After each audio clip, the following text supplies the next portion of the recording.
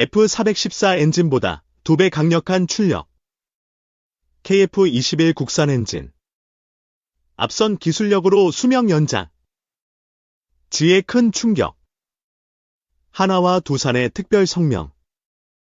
KF-21 전투기가 미국의 통제를 제거합니다. 전투기 1대 수출이 국산 중형자동차 1000대 수출과 맞먹는다는 얘기 들어보셨나요? 그만큼 무기체계 중에서도 전투기의 부가가치가 크다는 뜻인데요. 마침 최초의 국산 전투기 KF-21의 양산 단계, 진입이 눈앞에 다가오고 있어 이 분야에 대한 관심이 커집니다. 그런데 KF-21 전투기의 심장인 엔진은 누구 것일까요? 미국 제너럴 일렉트릭의 F414 엔진 설계도를 받아 한국에서 라이선스 생산합니다. 사실상 심장은 미국산이나 마찬가지이죠. 항공엔진 개발 기술을 가진 나라가 전 세계에 6개국, 미국, 영국, 프랑스, 러시아, 우크라이나, 중국 뿐이기 때문인데요. 모든 나라가 탐내는, 하지만 좀처럼 닿을 수 없는 항공엔진의 세계를 딥다이브 해보겠습니다. 이 기사는 26일 발행한 딥다이브 뉴스레터의 온라인 기사 버전입니다. 읽다 보면 빠져드는 경제뉴스 딥다이브를 뉴스레터로 구독하세요. 지난 7월 노란색 제이, 젠섬, -20 전투기의 시험 비행 영상이 온라인에 유포되자 중국 국방 전문가들은 이렇게 환호했습니다. 전투기에 장착된 엔진이 중국이 독자 개발한 WS-15 터보팬 엔진이었기 때문이죠. J-20은 중국이 개발한 5세대 스텔스 전투기. 하지만 그동안 엔진은 러시아산 L-31을 써야 했습니다. 중국은 1980년대부터 개발을 시작해 2001년 WS-10 엔진을 완성했는데요.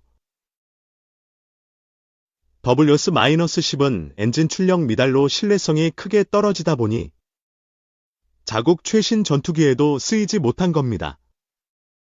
이 때문에 J-20 전투기는 외신에서 심장병을 앓고 있다는 조롱을 받아왔죠. 그런데 중국의 신형 항공엔진 WS-15가 마침내 모습을 드러냈습니다.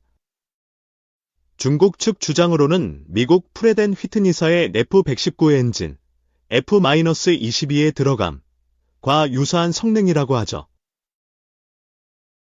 사우스 차이나 모닝 포스트에 따르면 중국은 2000년 전후로 신형 엔진 개발에 나섰습니다. 그동안 최소 9천억 위안, 약 164조 원을 투입했다는 보도 내용이 눈에 띄는데요.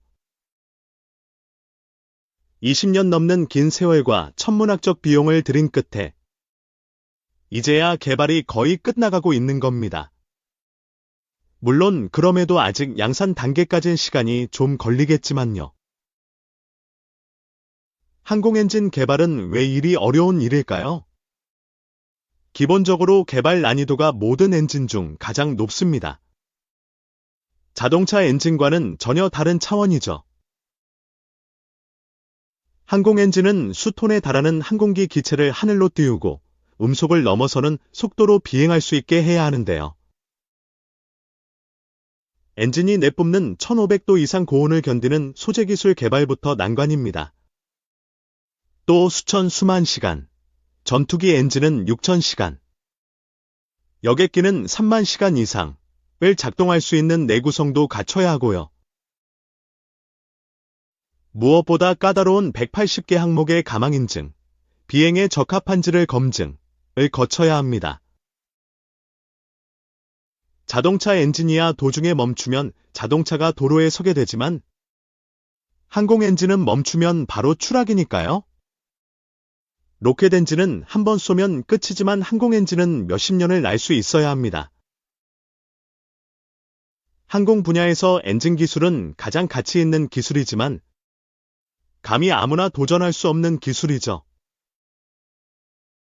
심지어 미국 PW조차 F-119 엔진의 프로토타입을 개발하는 데 12년, F-22 장착 이후 테스트에 14년이 걸렸을 정도입니다. 게다가 기술을 보유한 선진국들이 당연히 절대 기술을 내놓지 않습니다. 2차 세계대전이 끝난 지 78년이 됐지만 여전히 중국을 제외하곤 2차 대전 승전국, 미국, 영국, 프랑스, 러시아, 우크라이나 만 기술을 보유한 이유입니다. 특히 시장성이 크고 난이도가 높은 민항기용 엔진 시장은 미국과 영국의 톱 3기업, GPW, 롤스로이스, 이 다 잡고 있고요. 그런데 이런 구도에 약간 변화가 생겼습니다. 지난 6월 미국 바이든 대통령과 인도 모디 총리의 정상회담 직후 미국 주의가 F-414 전투기 엔진을 인도에서 공동 생산하고 핵심 기술도 이전한다고 발표했습니다. 인도는 1989년부터 항공 엔진을 자체 개발하려 도전했지만 결국 실패하고 2013년 개발을 중단했는데요. 그런 인도가 한방에 세계 최고의 미국 기술을 이전받게 되다니 전 세계 방산업계가 깜짝 놀랐습니다. 중국을 견제하기 위해 미국과 인도가 파격적으로 손을 잡은 겁니다. 2020년 중국-인도 국경 지역 라다크에서 양국군이 충돌했을 때 중국 공군은 서북부에 J-20 전투기를 배치하며 위협했죠. 인도 언론은 이번 미국과의 엔진 협력을 두고 지의 F-414 엔진 공동 생산으로 중국 제트 엔진 성능을 단숨에 능가하게 됐다며 기뻐했습니다. 중국에 이어 인도까지 가세하면서 항공엔진 시장을 둘러싼 경쟁은 더 치열해집니다. 여기까지 보시고 중국 놀랍네. 인도 좋겠다라고 생각하셨나요? 이게 단순히 남의 나라 얘기만이 아닙니다. 한국도 이제 국산 전투기를 수출해야 하는 나라이니까요. 앞서 언급한 대로 국산 전투기 KF-21이나 경공격 KF-50 엔진은 모두 미국 지휘 겁니다. 따라서 KF-21과 F-50을 다른 나라로 수출하려면 미국의 승인이 필요합니다. 만약 미국이 노하면 엔진을 구할 수 없으니 수출이 불가능하죠. 2020년 아랍에미리트와 K9 자주포 수출 계약을 맺고도 독일의 엔진 수출 금지 때문에 결국 수출을 못했던 것과 비슷한 일일종의 심장마비 생길 수도 있는 겁니다. 즉, 항공엔진 개발은 자주국방의 문제만이 아니라 K방산의 미래가 달린 문제입니다. 우리한테도 미국이 항공엔진 기술을 이전해주면 좋겠지만 그런 행운을 바라고 있을 수만은 없죠. 정부도 항공엔진 국산화를 위해 이미 나섰습니다. 무인 항공기, 드론, AS1 터보팬 엔진, 5,500파운드급 개발을 진행 중이죠. 하지만 전투기급 엔진은 이것과는 또 다른 레벨의 얘기입니다. 전투기에 들어가는 엔진은 추력이 15,000파운드 이상이어야 하는데요. 방위사업청이 지난 2월 드론쇼 코리아 2023년 컨퍼런스에서 15,000파운드급 신형 터보팬 엔진을 2037년까지 개발할 것이라고 밝히면서 화제가 되기도 했습니다. 그 정도 엔진이면 연소기까지 장착할 경우 KF-21에 탑재된 F-414 엔진, 최대 추력 22,000파운드, 과 맞먹을 수 있기 때문이죠.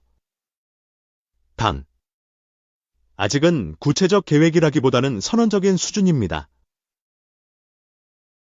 만약 정말 항공엔진을 국산화할 수 있다면 아직 먼 얘기이지만 국방기술진흥연구소의 지난해 보고서 첨단 항공엔진 국내 개발을 위한 제언에 따르면 개발 후 20년 동안 2037에서 2057년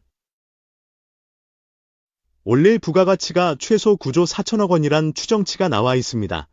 터보팬 항공엔진 시장 점유율 1%를 가정. 일단 전투기급 엔진이 개발되면 더 나아가 민항기용 엔진으로 확장해 나갈 수 있을지도 모르죠. 상상의 나래를 펼치다 보면 웅장한 기운마저 느끼게 됩니다. 하지만 좀 냉정히 따져볼 필요는 있겠습니다. 개발의 필요성 알겠고 파급 효과 큰 것도 이해하는데요. 그런데 정말 개발할 수 있나요? 달에 탐사선을 착륙시킨 인도도 실패했고 중국은 100조 원 넘게 쏟아붓고도 아직 미완성이라는데 우선 현재 전투기 엔진을 면허 생산 중인 한화에어로스페이스의 김원욱 항공엔지니어 센터장에게 질문했습니다. 서면으로 진행된 인터뷰에서 김 센터장은 이렇게 답했죠. 대한민국과 한화에어로스페이스는 지난 40여 년간 1만 대에 육박하는 다양한 항공엔진을 생산했고 항공엔진 라인업의 개발 관리는 역량을 지속적으로 키워왔습니다. 항공엔진의 설계에서뿐 아니라 소재, 제조, 시험평가, 가망인증 기술을 종합할 수 있는 역량을 보유하고 있어 첨단 항공엔진 개발을 성공적으로 이끌 준비가 되어 있습니다. 예상대로 당연히 역량이 충분하다는 답이 돌아왔는데요. 추가로 이 분야 전문가인 조영희 연세대 항공우주전략연구원장, 기계공학부 교수, 과도 25일 전화 인터뷰를 진행했습니다. 다음은 일문일답. 국산 전투기급 엔진 개발이 필요하다는 당위성이야 누구나 공감할 겁니다. 하지만 그걸 할 수 있느냐는 또 다른 문제로 보이는데요. 저도 정말 가능할까에 대해 고민을 많이 했습니다. 그리고 가능성을 본 게 이미 우리 기업이 항공엔진 면허 생산을 상당히 했다는 점입니다. 설계도면을 받아오긴 했지만 부품을 만들어 조립하는 기술은 이미 갖고 있죠. 원래 자동차 엔진도 로켓 엔진도 처음 개발할 땐 기존 것을 뜯어보고 역설계를 해야 하는데요. 우리는 조립을 해봤으니 그보다는 높은 단계에서 시작하는 겁니다. 중국의 실패 사례도 찾아봤는데요. 자료에 따르면 중국도 월남전에서 추락한 미국 전투기 엔진을 가져가서 역설계로 시작했더라고요. 중국은 설계도면도 없이 기존 엔진을 뜯어보면서 배운 거군요. 네. 그러니까 실패를 거듭했고 어려운 길을 가고 있는 겁니다. 우리는 면허 생산을 해왔다는 점에서 그보다 운이 좋고요. 또 항공엔진은 공급망의 협력업체가 1000개 가까이 구축돼야 국산화가 가능한데요. 면허 생산을 하면서 우리나라에 그게 어느 정도 구축돼 있습니다.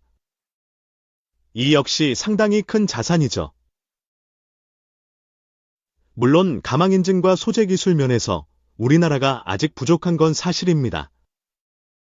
하지만 KF-21 전투기 동체를 우리가 만들었으니 당연히 엔진 수요가 생겼거든요.